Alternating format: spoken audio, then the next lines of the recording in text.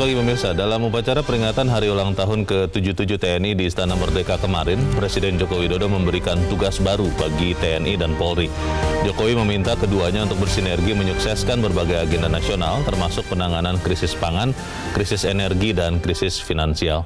Pemirsa, inilah editorial Media Indonesia edisi hari ini Kamis 6 Oktober 2022 dengan tema Ujian Profesionalitas di Tugas Baru TNI bersama saya Leonard Samosir. Dan editorial Media Indonesia ini juga dapat Anda simak melalui MG Radio Network di frekuensi 94,7 FM di kawasan Jakarta dan sekitarnya. Para pendengar dan Anda semua bisa ikut menyatakan pendapat Anda dengan menelepon nomor telepon 021 583 99 100. Dan pemirsa, pagi ini telah hadir di Studio Metro TV anggota Dewan Redaksi Media Group Jaka Budi Santosa. Mas Jaka, selamat pagi. Selamat pagi. Sehat-sehat, Mas? Ya, sehat. Kemarin saya senang sekali melihat upacara termasuk parade ya, defile angkatan bersenjata kita. Tapi sebelum kita bicara bagaimana TNI beradaptasi nanti di tugas baru yang ditugaskan Presiden, kita lihat dulu Mas Jaka dan pemirsa ada beberapa berita yang menjadi perhatian media Indonesia. Yang pertama, ini menyusul tragedi Kanjuruhan Malang ya Mas Jaka ya. Ini headline media Indonesia untuk hari ini pemirsa, audit seluruh stadion di tanah air.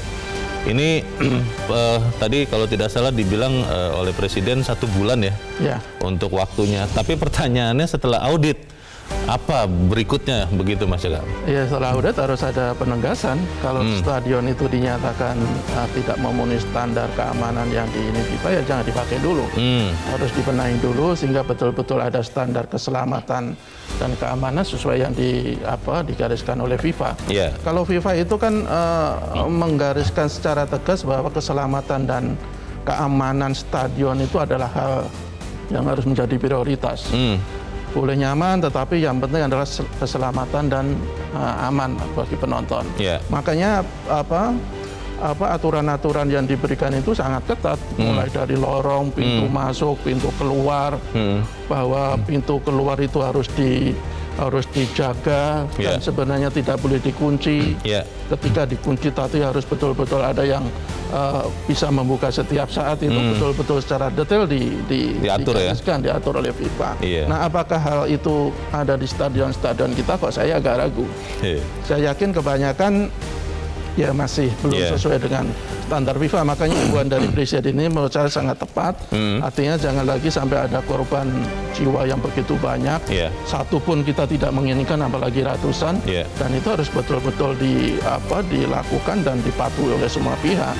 Dan pemerintah harus tegas. Nanti kalau betul-betul belum layak, ya jangan digunakan dulu. Jangan kemudian luluh gara-gara lobby-lobby begitu ya. Terutama lobby-lobby cuan begitu ya, Mas Jaka ya. Oke, kita harapkan audit ini bisa membuat perbaikan di seluruh stadion di tanah air. Dan kita beralih ke berita selanjutnya, ke halaman 2, pemirsa, halaman dalam di harian Anda. Ini terkait dengan kasus Sambo ya, Joshua. Pelimpahan perkara Sambo ke PN Jaksel Senin depan. Ini hari Kamis, berarti Senin kita akan sudah lihat. Ini maksudnya dilimpahkan Senin atau langsung mulai bersidang Senin? Saya pikir nanti sidang juga masih diagendakan oleh pengadilan. Artinya tapi apapun ini adalah ya kita sambut baik ya, artinya gerak cepat dari kejaksaan, juga gerak cepat. Kemarin sudah pelimpahan tersangka dari penyidik, kemudian nanti Senin juga dilimpahkan perkaranya ke pengadilan negeri Jakarta Selatan. Ya, kita berharap persidangan segera dilakukan sehingga masyarakat betul-betul bisa mengetahui duduk perkara persoalan ini. Dan kita juga mengingatkan kepada jaksa, sekarang kan bandulnya itu ada di jaksa dan di hakim ya. Kalau di polisi kan sudah selesai. Jadi betul-betul jaksa betul-betul menyiapkan dakwaan yang sesuai yang diinginkan oleh publik. Dan dakwaan awal adalah pembunuhan berencana. Kalau kita lihat sebelumnya akan ada dakwaan primer dan subsidiar. Ya, saya pikir kita kawal terus persoalan ini. Kita tunggu nanti, semoga tidak ada hambatan dan tetap peradilan ini harus dilaksanakan dengan seadil-adilnya. Jangan juga menjadi goyang karena tekanan ya, karena yang menekan ini keinginan orang ini kan belum tentu juga terbukti benar begitu ya Mas Jaka ya. Kita ke berita selanjutnya, ini terkait dengan ulang tahun TNI kemarin. Anggota TNI sebaiknya jauhi cara kekerasan. Saya membaca judul ini agak bingung juga nih Mas Jaka. Bukankah anggota TNI harus menggunakan cara kekerasan di medan tempur selain itu ya tidak boleh. Bagaimana Mas? Iya, saya pikir ini sebuah prinsip yang harus dipegang teguh oleh TNI ya, bahwa kepada rakyat itu tidak boleh melakukan kekerasan dalam bentuk apapun. Mereka kan didik untuk melindungi rakyat, untuk mempertahankan kedaulatan negara dan melindungi segenap tumpah darah Indonesia. Jadi kalau masih ada TNI yang melakukan kekerasan terhadap rakyat, ya itu melanggar sumpah mereka sebagai prajurit. Kalau kita lihat kasus terbaru itu kan yang video viral itu kan bagaimana seorang anggota TNI menendang dengan begitu telak ya seorang supporter di stadion yang membelakangi, bukan menyerang, bukan mengancam, tidak melakukan apa-apa, tapi ditendang begitu fatal ya. Tapi kita juga mengapresiasi apa yang dilakukan oleh Panglima TNI. Beliau dengan tegas bergerak cepat, begitu kasus itu mencuat di publik, dengan tegas dia akan melakukan tindakan pidana. Dan ini sudah berkali-kali dilakukan oleh Panglima TNI. Begitu ada anggotanya yang melakukan kekerasan atau tindakan-tindakan yang menyimpang, dia dengan sangat tegas langsung bersikap. Saya pikir ini hal yang bagus dan bisa ditiru oleh aparat-aparat yang lain. Oke.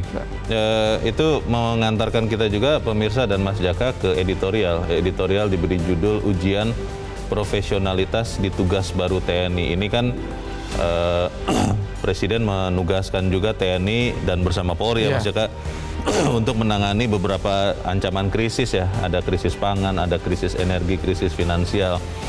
Yang menjadi pertanyaan besar saya Mas Jaka, tentara, militer, itu kan memang harus dengan terukur menggunakan kekerasan di medan tempur. Betul.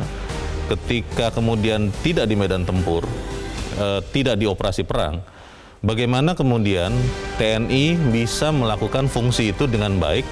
Karena dari cara pendidikannya saja sampai cara bekerjanya, kan memang budaya militer dan budaya sipil itu sangat berbeda, Mas.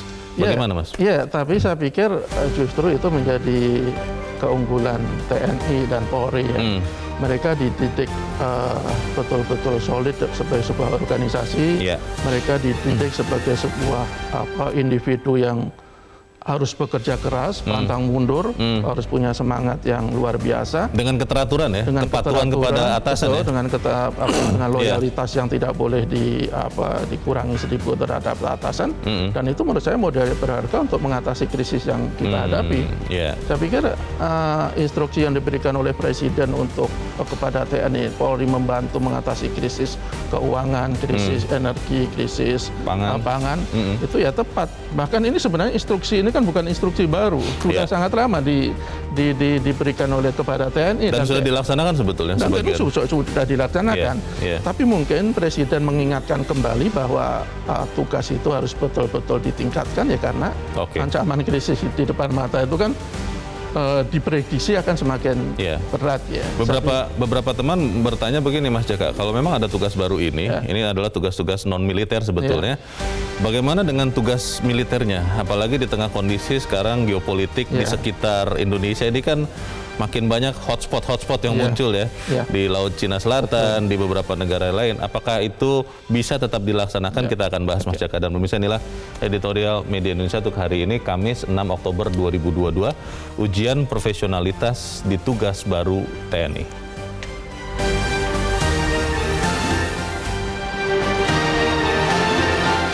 Ujian profesionalitas di tugas baru TNI.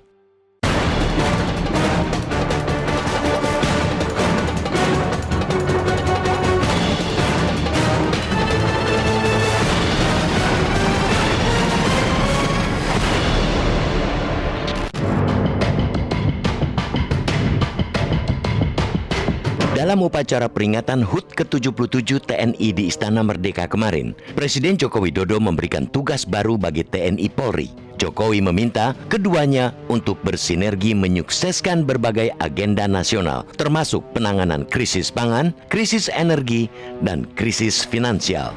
Sejak dekade lalu, para ilmuwan memang sudah mengingatkan adanya gelombang krisis akibat perubahan iklim. Namun krisis yang diramalkan terjadi 2050 itu terasa lebih cepat akibat pandemi dan perang Rusia-Ukraina. Akibatnya, semua negara di dunia bukan hanya harus lebih cepat beradaptasi, melainkan lebih cepat lagi dalam menggelontorkan bantuan maupun stimulus dalam negeri. Ini adalah strategi dasar dalam meredam gejolak. Begitupun lengkapnya program bantuan di atas kertas tidak akan berhasil tanpa distribusi cepat dan aman. Untuk Indonesia, harus diakui, kelancaran distribusi itu kerap bergantung pada bantuan TNI Polri.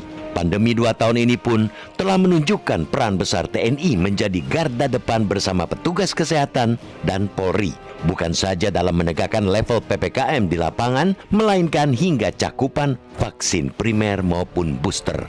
Kerja personal TNI ikut menjadi tulang punggung capaian vaksinasi di perkotaan maupun di wilayah terpencil.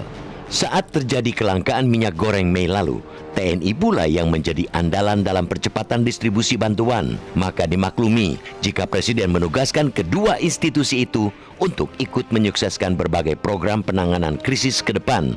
Namun, bertambahnya tugas TNI berarti pula ujian baru profesionalitas, terlebih dalam bidang-bidang non-pertahanan, keamanan. Ukuran profesionalitas mudah menjadi abu-abu. Kita pun harus berkaca pada banyaknya kelemahan mendasar dalam program-program bantuan penanganan krisis. Ketidakakuratan data terjadi di banyak daerah dan tidak kunjung diperbaiki. Celah penyelewengan semakin terbuka dengan belum adanya sistem aduan masyarakat cepat dan terjamin keamanannya.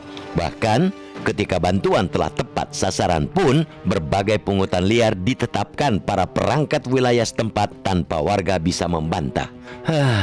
Hal-hal mendasar itulah yang semestinya urgent diperbaiki dalam menghadapi gelombang krisis ini. Tanpa itu, pengerahan lembaga apapun dalam mendukung agenda-agenda nasional penanganan krisis tidak menjamin keberhasilan program. Arahan tugas baru dari Presiden juga tidak boleh membuat negara abai dalam menyokong peran utama TNI. Sokongan itu harus terwujud dalam modernisasi alutsista. Dalam APBN 2022, alokasi untuk program modernisasi alutsista, non-alutsista, dan sarana prasarana pertahanan mencapai 45,59 triliun rupiah. Sementara pada RAPBN 2023, alokasi anggaran Kementerian Pertahanan senilai 131,93 triliun rupiah. Dengan alokasi untuk program modernisasi alutsista mencapai 35,88 triliun rupiah. Hingga kini, anggaran pertahanan belum optimal seperti tercermin pada modernisasi senjata Minimum Essential Force atau MIF yang baru mencapai 62%. Pemerintah sempat menargetkan MIF sebesar 79% pada 2021 dan 86% pada 2022.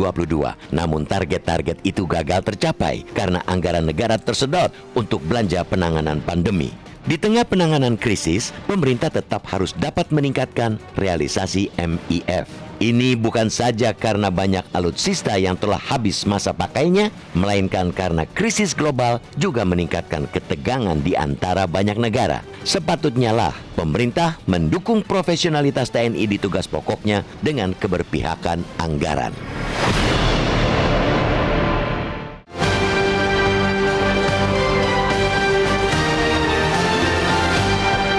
Di bagian berikut Anda bisa ikut menyatakan pendapat Anda terkait dengan editorial pada pagi ini. Pemirsa, untuk saat ini tetaplah bersama kami.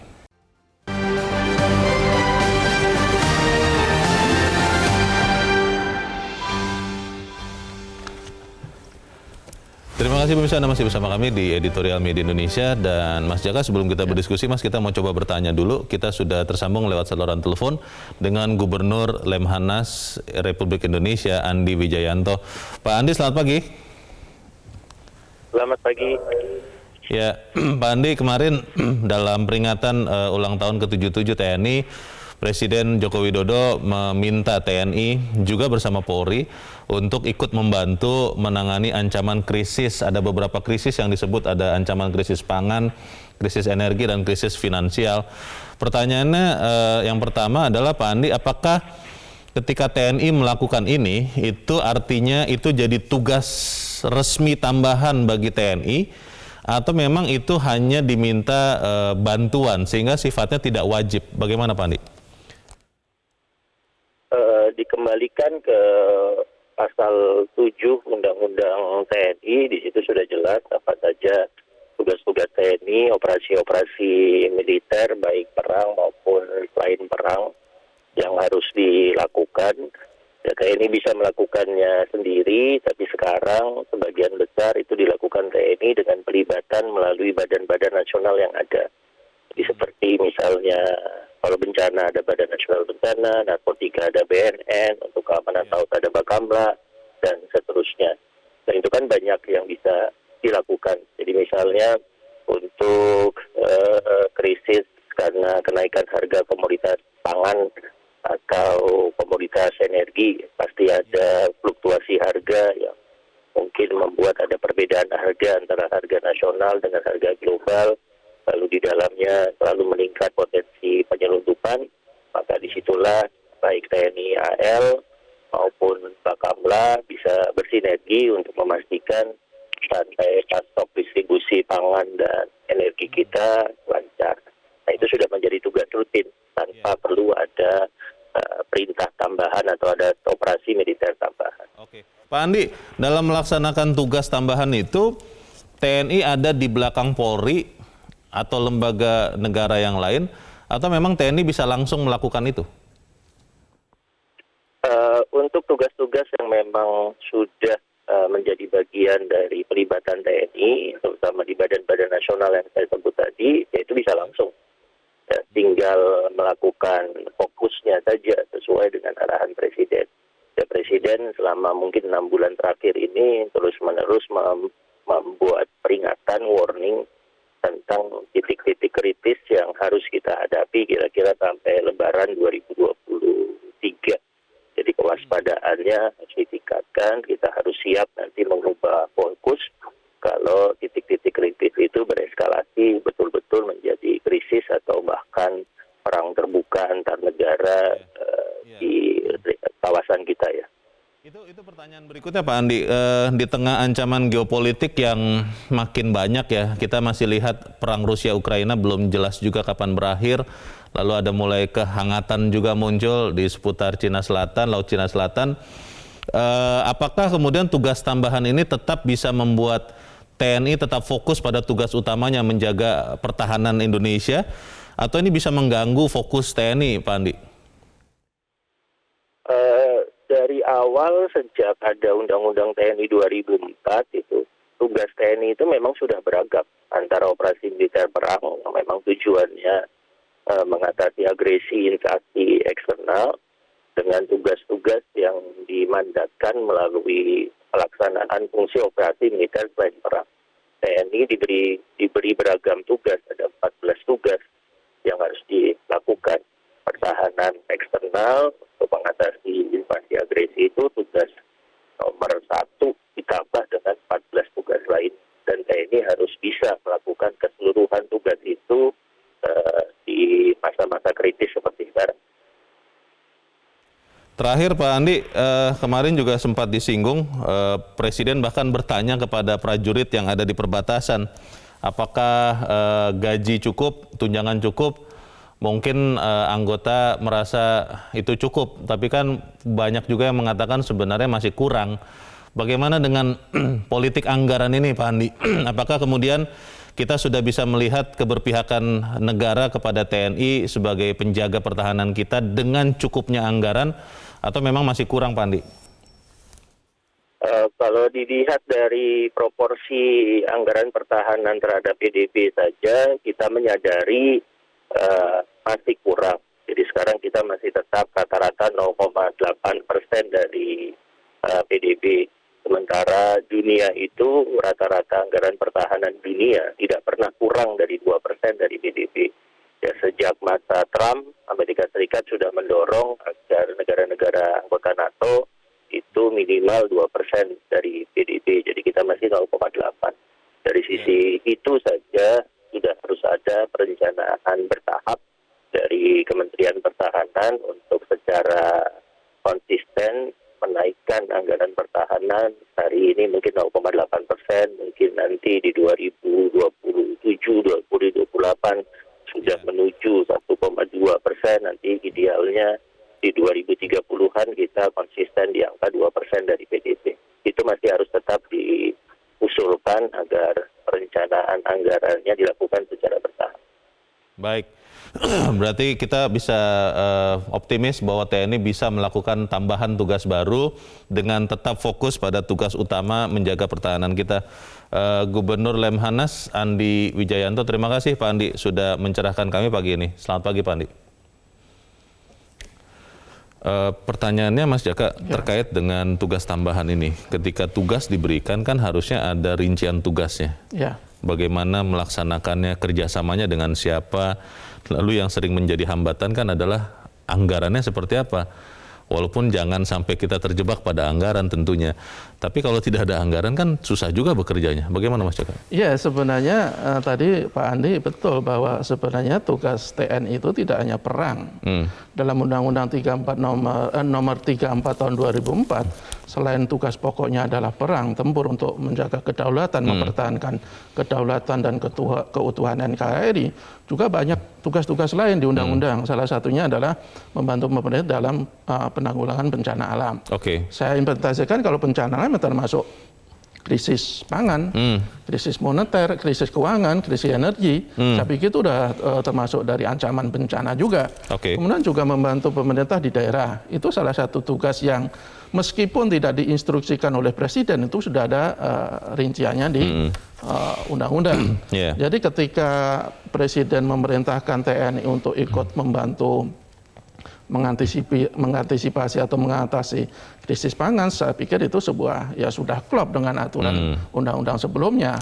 Dan tanpa diinstruksikan pun sebenarnya TNI juga sudah punya kewajiban untuk ikut membantu mengatasi krisis. Jadi saya pikir tugas seperti ini tidak akan mengganggu tugas utamanya, karena itu juga bagian dari tugas TNI. Tapi tetap tugas yang paling utama adalah mempertahankan NKRI. Soal anggaran, saya pikir untuk mengatasi krisis pangan misalnya, itu kan sudah juga dilakukan oleh TNI beberapa tahun yang lalu, 2019, 2018 itu bahkan sudah melakukan upaya untuk mengatasi krisis pangan. Dan anggaran yang diperlukan saya pikir juga tidak terlalu besar kok. Mereka sudah punya gerakan-gerakan untuk membangunkan kembali lahan tidur yang mereka miliki. Kayak di TNI AL baru-baru saja kan sekitar 796 hektar lahan yang tadinya tidak produktif kemudian dijadikan lahan produktif. Kemudian juga banyak sekali Kodim, Korem, segala macam yang melakukan hal yang sama. Jadi soal anggaran menurut saya tidak terlalu. Pertanyaannya Mas Jaka, apakah memang ketika perintah Presiden ini dilakukan, Presiden kan panglima tertinggi, jadi harus dipenuhi perintahnya. Bagaimana dengan pengaturan kerjasamanya? Karena yang Mas Jaka sebutkan ada Kodim, ada kesatuan-kesatuan, itu kan sering melakukannya parsial. Bukan gerakan yang dari sisi negara, pusat, sampai ke daerah sama semua. Bagaimana kemudian penugasan orang-orangnya, bagaimana penggunaan anggarannya, coba kita bahas di bagian berikut. Mas Jaka dan pemirsa tetap bersama kami, Editorial Media Indonesia, segera kembali.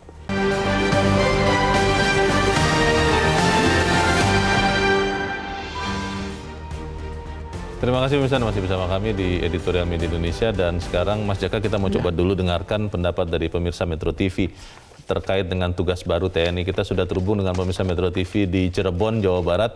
Ada Ibu Indra. Ibu Indra, selamat pagi. Halo. Di Santosa. Assalamualaikum warahmatullahi wabarakatuh, Metro TV. Waalaikumsalam Ibu Indra. Bagaimana Ibu tugas baru TNI? Tetap bisa profesional atau tidak? Singkat padat saja ya Bu, pendapat Ibu silakan Bu. Sebetulnya segala unsur, jangan lagi TNI dan Polri, semua unsur ASN, buruh dan semuanya juga harus secara profesional ini menanggapi krisis-krisis yang ada ini Bung Leo. Nah, karena sesungguhnya banyak juga orang-orang yang profesional itu yang bisa bekerja dengan indah, punya keunggulan yang tepat untuk melayani bangsa, negara, dan tanah air ini dengan niat lillahi ta'ala, karena Tuhan semata. Jadi dengan niat yang baik. Jadi orang-orang yang suka mengada-ada itu takut menyalahi aturan dan sebagainya, justru memperlambat kerjanya atau tugasnya. Sebagai contoh, modernisasi alutsista belum tercapai, dana belum mencapai sehingga kesetaraan dalam pertahanan di tingkat dunia kita belum bisa. Tapi itu bisa bertahap. Ayo bersama seluruh unsur karena dengan sinergitas itu, dengan semangat kita bisa menunjukkan kesetaraan kita secara global begitu. Jadi mudah-mudahan yang sekarang sedang dipertanyakan itu TNI bisa memperlihatkan profesionalitasnya menjaga negara ini sebagai anak menjaga ibunya, Ibu Pertiwi tercinta yang banyak dilirik oleh dunia. Terima kasih Bung Leo. Assalamualaikum warahmatullahi wabarakatuh. Waalaikumsalam. Terima kasih Ibu Indra di Cirebon, Jawa Barat untuk pendapat Ibu. Selamat pagi. Di belakang Ibu Indra ada Pak Sukarwan di Temanggung, Jawa Tengah. Pak Sukarwan, selamat pagi. Pagi Metro TV, pagi Bang Leo. Selamat pagi Pak Sukarwan. Silakan Pak, pendapat Anda Pak. Singkat padat. Pertama, sebenarnya tugas baru apa sih TNI itu? Nggak ada tugas baru.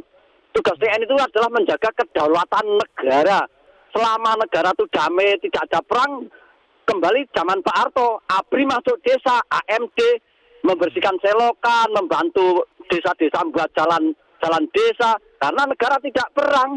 Artinya kan banyak yang nganggur TNI itu. Nah, yang tugas baru itu justru sekarang TNI itu harus memasyaratkan Pancasila. Sekarang kan orang mau lupa Pancasila, itu dasar negara. Omong kosong membumikan Pancasila kalau pelajaran pendidikan moral Pancasila saja dihapus. Terus penataran P4 zaman Pak Harto dihapus. 36 butir Pancasila dihapus. Ini tugas ABRI karena Pancasila itu dasar negara, pandangan hidup bangsa, sifat kepribadian bangsa. Ini ABRI tugas baru nggak ada. Tugas ABRI itu sudah diatur undang-undang sama zaman Pak Karno sampai sekarang sama, menjaga kedaulatan negara Republik Indonesia. Selama tidak ada perang damai, banyak ABRI yang nganggur, ya seperti zaman Pak Harto, ABRI masuk desa, kayak bantu-bantu apa, kayak gitu dong. Terima kasih. Terima kasih Pak Sukarwan di Temanggung, Jawa Tengah. Pak Sukarwan sangat bersemangat Mas Jaka. Kita masih ada pemirsa lagi, kali ini dari Jakarta ada Ibu Ong Meihua. Ibu Ong, selamat pagi. Selamat pagi Bang Leo, selamat pagi Mas Jaka. Assalamualaikum warahmatullahi wabarakatuh. Waalaikumsalam. Bagaimana Ibu Ong pendapat Ibu? Silakan Bu. Ya. Selamat ulang tahun TNI Republik Indonesia yang ke-77. Dengan tambahnya usia, TNI Indonesia, Tentara Indonesia, tambah profesional. Jauhin dengan kekerasan Bang Leo. Tetapi penanganan negara tetap nomor 1, membantu Polri untuk menangani segala keamanan negara Republik Indonesia, terutama di daerah Papua dan ya dengan di Kendari untuk menumpas habis teroris agar negara ini makmur dan menjaga juga krisis dunia, krisis pangan yang tidak berhentinya perang Ukraina dengan Rusia, Bang Leo. Kita belum habis dengan COVID. Tentara Indonesia juga ikut membantu sehingga COVID kita tidak seperti negara lain. Baik. Sekali lagi selamat ulang tahun TNI Indonesia yang ke-77. Sukses dan bahagia. Baik. Assalamualaikum warahmatullahi wabarakatuh. Waalaikumsalam. Terima kasih Ibu Ong Meihua di Jakarta. Selamat pagi Bu. Menarik Mas Jaka bahwa memang sudah harusnya bukan tugasnya lagi begitu, maksudnya memang sudah sewajarnya, sudah dikerjakan. Tapi yang tadi dikatakan Pak Sukarwan ya, zaman Orde Baru, zaman Presiden Soeharto, ABRI masuk desa. Pada saat kondisi tidak ada perang, ya memang tentara bersama dengan rakyat membangun. Itu sekarang masih bisa dilakukan apa tidak? Ya semestinya menurut saya digiatkan lagi ya modal-modal seperti itu. Ya kita tidak bisa menstigma apapun yang dilakukan Orde Baru itu buruk lah.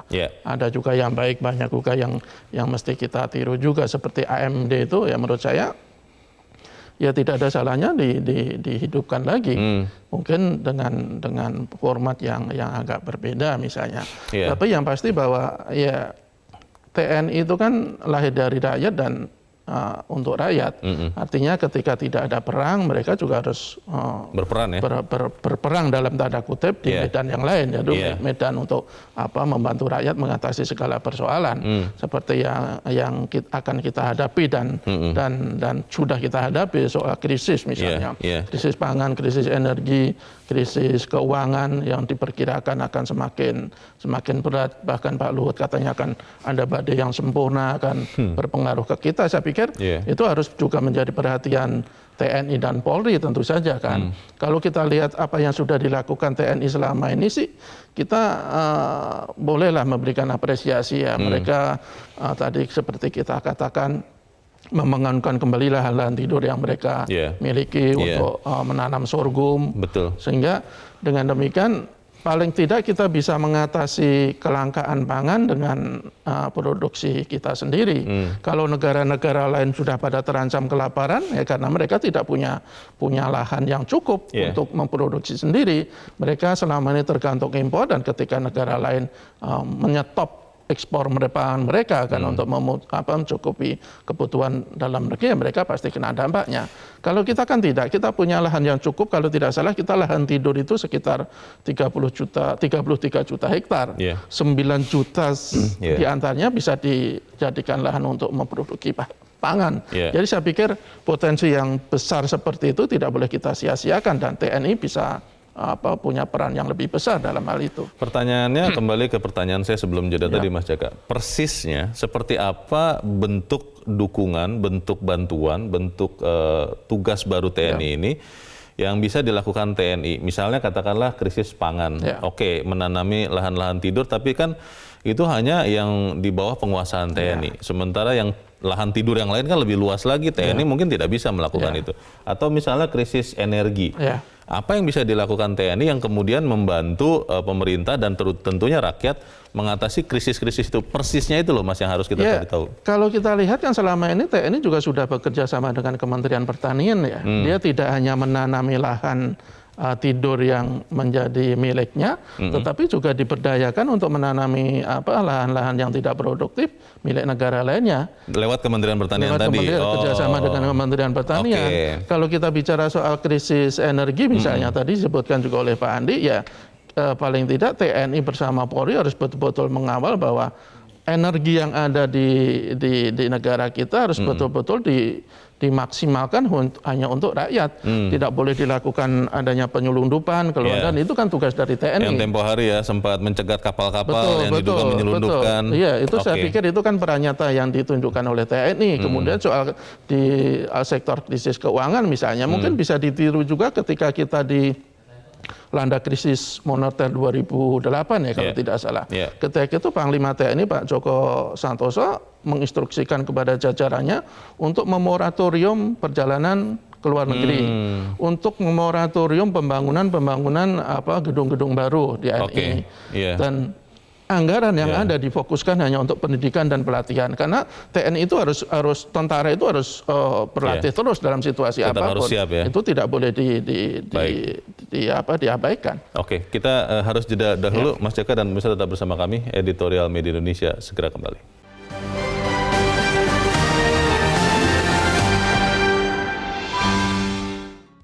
Indonesia mengajak Anda untuk mengakses fitur premium e-paper.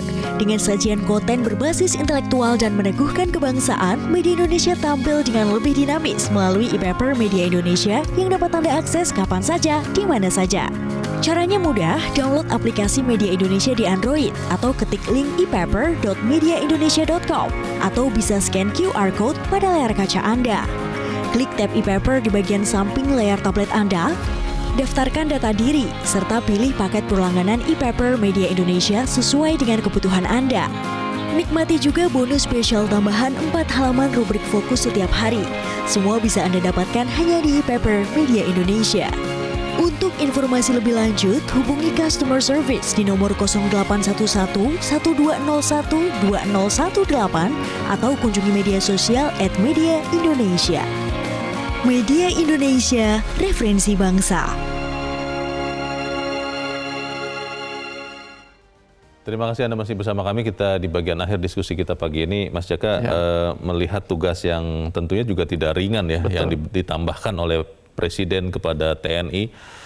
Bagaimana Panglima dan seluruh jajaran di bawahnya bisa menerjemahkan tugas ini dengan efektivitas yang nyata begitu, supaya kemudian tidak akhirnya ujung-ujungnya, wah kalau begini tambah anggaran lagi atau yang melakukan yang lain, bagaimana maksudnya? Ya, saya pikir kalau soal anggaran itu memang saya pikir TNI juga tidak punya anggaran khusus ya untuk menjalankan tugas seperti ini. Tapi kan bisa bekerja sama dengan institusi-institusi terkait yang punya anggaran untuk mengatasi persoalan krisis seperti ini. Seperti tadi kita bilang, dia bisa bekerja sama dengan Kementerian Pertanian misalnya. Itu bisa dengan atau mendapatkan bibit atau segala macam kan bisa minta ke Kementerian Pertanian. Kemudian juga membantu Kementerian Pertanian untuk menanami lahan-lahan yang tidak produktif menjadi produktif. Itu saya pikir kan langkah-langkah nyata yang bisa dilakukan oleh TNI tanpa mengganggu anggaran mereka. Anggaran mereka kan khususnya untuk betul-betul untuk memperkuat pertahanan. Kemudian juga saya pikir juga institusi lain misalnya Bakamla segala macam itu kan juga punya anggaran kan, meskipun masih sangat terkait dengan TNI AL kan. Saya pikir soal anggaran tidak terlalu menjadi persoalan ya ketika TNI untuk menerima tugas-tugas seperti ini. Yang paling penting adalah bagaimana instruksi dari Panglima TNI atau pimpinan PPN TNI kepada jajarannya untuk betul-betul menerjemahkan instruksi Presiden ini dengan langkah yang nyata. Kalau kita lihat sebelumnya mereka sudah begitu gencar melakukan penanaman di lahan produktif milik mereka sendiri, ya saya pikir itu mesti ditingkatkan lagi, karena saya yakin mereka masih punya banyak kok lahan-lahan yang selama ini lahan tidur tidak menghasilkan apa-apa, kemudian juga ditanami sehingga paling tidak kita bisa tidak terlalu berat lah untuk mendapatkan pangan bagi rakyat kita sendiri. Pertanyaannya adalah bagaimana kemudian juga tetap meningkatkan kemampuan TNI menjaga pertahanan. Tadi di dalam telepon kita bicara dengan Gubernur Lemhanas, tadi gambarannya kan jelas Mas, rata-rata negara lain itu anggaran pertahanan 2% ya. Kita bahkan kurang dari 1%. Ini kan sesuatu yang berbahaya juga. Bagaimana Mas Jaka? Ya, saya pikir negara sudah punya political will yang cukup bagus ya untuk meningkatkan anggaran pada TNI. Dari tahun ke tahun kan mengalami peningkatan. Kemarinnya karena kita kondisi keuangan juga tidak sedang bagus karena pandemi, mungkin agak tidak terlalu maksimal. Tetapi saya pikir betul bahwa kita tidak bisa mengabaikan ancaman dari luar ya. Kita tidak bisa berprinsip bahwa tidak akan ada perang lagi. Siapa yang menyangka Rusia tiba-tiba menyerang Ukraina? Ternyata terjadi. Siapa yang menyangka nanti Cina tiba-tiba akan menyerang Taiwan? Siapa yang menyangka nanti ada negara lain yang menyerang negara kita? Jadi kesiapan harus betul-betul kita optimalkan. Setiap saat kita diserang, kita bisa mempertahankan diri, dan itu adalah tugas TNI dan tugas pemerintah untuk memastikan itu. Pemerintah memberikan anggaran yang cukup kepada TNI untuk memperbarui alutsista mereka, dan TNI terus meningkatkan kesiapan dengan terus melakukan latihan, dan ketika ada situasi yang memaksa kita harus berperang, kita harus sudah siap. Kalau kita lihat selama ini TNI juga terus melakukan latihan. Kita belum lama kan kita kerjasama dengan negara-negara lain di Sumatera Selatan. Saya pikir itu langkah yang bagus. Tinggal bagaimana kita memberikan anggaran yang cukup kepada TNI, dan tentu saja semuanya tergantung keuangan kita. Usulan mengenai gerakan seperti zaman Orde Baru, ABRI masuk desa, itu bisa segera dilakukan tidak? Karena kalau saya berpikir sebetulnya itu banyak manfaatnya, mendekatkan dengan rakyat, mendekatkan antar kesatuan juga. Bagaimana Mas Jaka? Iya, saya pikir itu bisa segera diterapkan. Ya kan banyak juga program-program infrastruktur dari pemerintah pusat ke desa-desa ya. Kenapa umpamanya tidak melibatkan TNI misalnya kan? Jadi selain pengerjaannya akan lebih bagus, dan yang paling penting adalah TNI semakin dekat kepada rakyat. Ketika TNI dekat kepada rakyat, ya kita semakin yakin negara ini akan bisa mempertahankan diri ketika ada ancaman dari luar. Baik, Kita dukung sama-sama bagaimana bisa TNI melaksanakan tugas baru yang ditambahkan oleh Panglima tertinggi oleh Presiden dengan tetap mempertahankan pertahanan Indonesia. Mas Jaka, Budi Santosa, terima kasih Sama-sama, sudah hadir tempat ini. Selamat pagi. Selamat pagi. Pemirsa, di tengah penanganan krisis, pemerintah tetap harus dapat meningkatkan realisasi minimum essential force yang baru mencapai 62%. Hal ini karena banyak alutsista yang sudah habis masa pakainya, ditambah adanya kondisi krisis global yang meningkatkan ketegangan di antara banyak negara. Sepatutnya pemerintah mendukung profesionalitas TNI di tugas pokok mereka dengan keberpihakan pada anggaran. Saya Leona Samosi berterima kasih. Anda sudah menyimak editorial Media Indonesia itu pagi ini. Tetap jaga kesehatan Anda. Selamat pagi. Sampai jumpa.